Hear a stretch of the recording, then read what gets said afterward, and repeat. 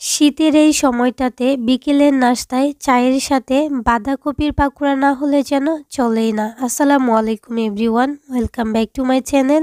আমার আজকের রেসিপি বাঁধাকপির মুচমুচে পাকোড়া। বাঁধাকপির এই পাকোড়াটা বানানো কিন্তু একদম সহজ, সেই সাথে উপকরণও কিন্তু একদম কম লাগে। যারা যারা পাকোড়া খেতে পছন্দ করেন তারা কিন্তু ঝটপট বানিয়ে নিতে পারেন এই মজাদার মুচমুচে বাঁধাকপির পাকোড়া। এখন কিন্তু বাজারে অনেক বাঁধাকপি পাওয়া যায়। আমার কিন্তু এই পাকোড়াটা খেতে বেশ ভালো লাগে, যার জন্য কিছুদিন পর পর এটা বানাই। তো ভাবলাম আজকে আপনাদের সাথে শেয়ার করি, হয়তোবা আপনাদেরও ভালো লাগবে। পাকোড়াগুলো কতটা ক্রিস্পি হয়েছে এটা কিন্তু এটার লুকটা দেখে নিশ্চয়ই বুঝতে পারছেন। তাহলে চলুন আর কথা না বাড়িয়ে ভিডিওতে একটা লাইক দিয়ে চ্যানেলটাকে সাবস্ক্রাইব করে শুরু করি আজকের নতুন রেসিপি।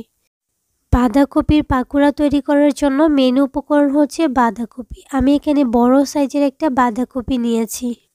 আমি কিন্তু পুরোটা বাঁধাকপি দিয়েই পাকোড়া বানাবো, কারণ বাঁধাকপির পাকোড়া খেতে আমার অনেক বেশি ভালো লাগে। তো প্রথমে এটাকে মাঝখান থেকে কেটে নিচ্ছি, তারপর যে মাঝখানের সাদা আর একটু শক্ত টাইপের একটা অংশ আছে এটা কিন্তু ফেলে দিতে হবে। তো আমি আড়াআড়িভাবে এটা কেটে নিচ্ছি, আপনারা এটা দেখে বুঝে নেবেন, তাহলে কিন্তু কোনো সমস্যা হয় না। এই শক্ত অংশটা কিন্তু সিদ্ধ হতে অনেকটাই সময় লাগে, আর যেহেতু পাকোড়া বানাবো এই অংশটা কিন্তু নেওয়া যাবে না। তো এইভাবে কিন্তু এটাকে কেটে নিতে পারেন খুব ইজিলি। দেখেন, তো আড়াআড়িভাবে কিন্তু দুই সাইড দিয়ে কাটলে এটা একদম ইজিলি পড়ে যাবে। মাঝখান থেকে অর্ধেক করে নিচ্ছি, তারপর কিন্তু আবার এই অর্ধেকটার মাঝখানে আবারও কেটে নিচ্ছি। এইভাবে যদি করেন এগুলা কিন্তু কুচি করে নিতে অনেকটাই সুবিধা হবে।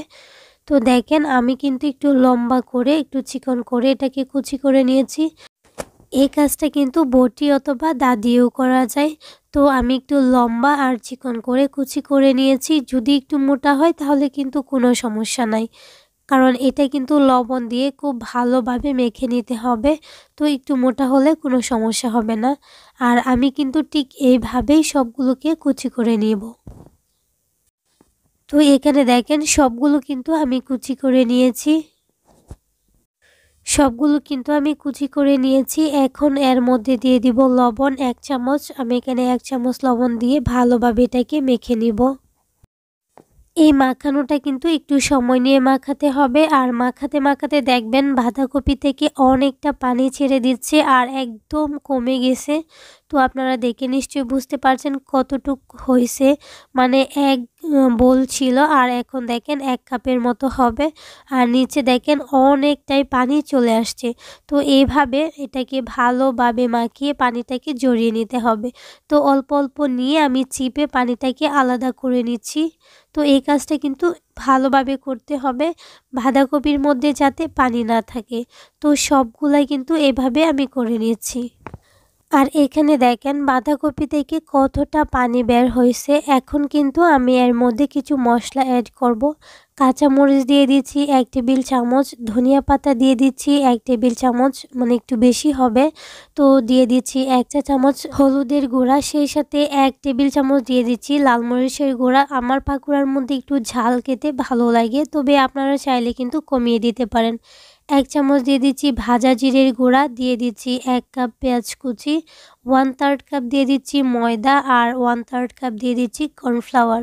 এখানে কর্নফ্লাওয়ার অথবা চালের গুঁড়া দিতে হবে, আর যদি না দেন তাহলে কিন্তু ক্রিস্পি হবে না।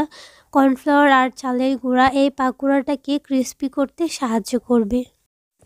শেষে দিয়ে দিচ্ছি একটা ডিম। চাইলে এখানে আপনারা চিলি ফ্লেক্সও দিতে পারেন, জালটা নিজেদের পছন্দ মতো দিতে পারেন আরও মশলা, তবে এই মশলাতেই কিন্তু এটা অনেক বেশি টেস্ট হয়।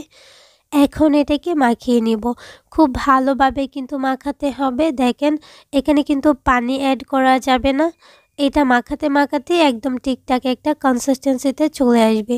তো আমি দিয়ে দিচ্ছি কিছুটা পেঁয়াজ কলি, এটা টোটালি অপশনাল, চাইলে কিন্তু দিতে পারেন, আবার চাইলে স্কিপও করতে পারেন। আর এখন হচ্ছে আমি দেখিয়ে দিচ্ছি কিভাবে আমি এটার শেপটা দিয়ে দিচ্ছি। আমি কিন্তু এটাকে বড়ার মতো শেপ দিব এই পাকোড়াটাকে, আপনারা নিজেদের পছন্দ মতো এটা বানিয়ে নিতে পারেন। আর এদিকে চুলায় একটা প্যানে পর্যাপ্ত তেল গরম করে নিয়েছি। এই পাকোড়াগুলো ভাজার জন্য চুলার আঁচটাকে কিন্তু মিডিয়ামে রাখতে হবে, এত বেশি বাড়িয়ে দেওয়া যাবে না, আবার কমিয়েও দেওয়া যাবে না।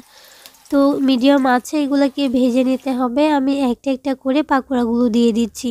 তো একটু সময় নিয়ে এগুলাকে ক্রিস্পি করে ভেজে নিব। চুলার আঁচটাকে বাড়িয়ে দিলে কি হবে, এটা উপর থেকে কালার আসবে ঠিকই, কিন্তু ক্রিস্পি হবে না। তো একটু সময় নিয়ে এগুলাকে ভেজে নেওয়ার চেষ্টা করবেন। পাকোড়াগুলোকে খুব সুন্দর একটা গোল্ডেন ব্রাউন কালার করে ক্রিস্পি করে ভেজে নিচ্ছি। সেই সাথে আপনাদেরকে একটা রিকোয়েস্ট করছি, যারা আমার চ্যানেলে আজকে নতুন আছেন, যদি আমার রেসিপিগুলো আপনাদের কাছে একটু ভালো লেগে থাকে তাহলে প্লিজ চ্যানেলটাকে সাবস্ক্রাইব করে পাশে থাকা বেল আইকনটা অন করে দিবেন। আর হ্যাঁ, যারা অলরেডি এই কাজটা করেছেন তাদেরকে অসংখ্য ধন্যবাদ। তো দেখেন পাকোড়াগুলো কিন্তু একদম ক্রিস্পি করে ভাজা হয়ে গেছে। এখন কিন্তু তেল ঝরিয়ে সবগুলো পাকোড়া উঠিয়ে নিব। আর পাকোড়াগুলো দেখেন, দেখেই কিন্তু বোঝা যাচ্ছে কতটা ক্রিস্পি হয়েছে পাকোড়াগুলো আর কতটা মজাদার হতে পারে। এটা কিন্তু এটার লুকটা দেখেই বোঝা যাচ্ছে। তো তেল ঝরিয়ে সবগুলা পাকোড়া আমি উঠিয়ে নিচ্ছি। যদি ভালো লেগে থাকে লাইক কমেন্ট শেয়ার দিতে কিন্তু ভুলবেন না। আর এই শীতে একবার হলেও আমার নিয়মে বাঁধাকপির পাকোড়াটা বাসায় তৈরি করে দেখবেন, বারবার বানাতে ইচ্ছে করবে। তো সেমভাবে সবগুলো পাকোড়া কিন্তু আমি ভেজে নিচ্ছি। সবগুলো পাকোড়া কিন্তু একদম রেডি দেখেন, আর এত বেশি সুন্দর হয়েছে মাশাল্লাহ, খেতে কিন্তু তার থেকে আরও বেশি মজার হয়েছে। এই পাকোড়াগুলো সস দিয়ে খেতে অনেক বেশি মজাদার হয়। একবার হলেও আশা করছি বাসায় ট্রাই করবেন এই শীতে। আমি আপনাদের দেখিয়ে দিয়েছি পাকোড়াটা কতটা ক্রিস্পি হয়েছে। শীতকালের কমন একটা সবজি হচ্ছে বাঁধাকপি। এটা কিন্তু এখন বাজারে অনেক বেশি পাওয়া যাচ্ছে। আর এই সবজি দিয়ে বিকেলের জন্য মুচমুচে একটা বাঁধাকপির পাকোড়া শেয়ার করার চেষ্টা করছি একদম সহজে। এটা সবাই তৈরি করে নিতে পারবেন। আর এই পাকোড়াটা পছন্দ করেন না এমন মানুষ পাওয়া কিন্তু খুবই কঠিন, তাও আবার শীতকালে কিন্তু ভাজা পোড়া ঝাল ঝাল একটু খাবার খেতে বেশি ভালো লাগে। যারা বিকেলের নাস্তায় এরকম ঝাল ঝাল কিছু ক্রিস্পি টাইপের খাবার পছন্দ করেন তারা কিন্তু ঝটপট বানিয়ে নিতে পারেন। এটা শুধু বড়রা না, বাচ্চা বড় সবাই কিন্তু ভীষণ পছন্দ করবে আর মজা করে খাবে। তাহলে আজকের রেসিপি এই পর্যন্তই। সবাই ভালো থাকবেন, সুস্থ থাকবেন। আল্লাহ হাফিজ। আসসালামু আলাইকুম।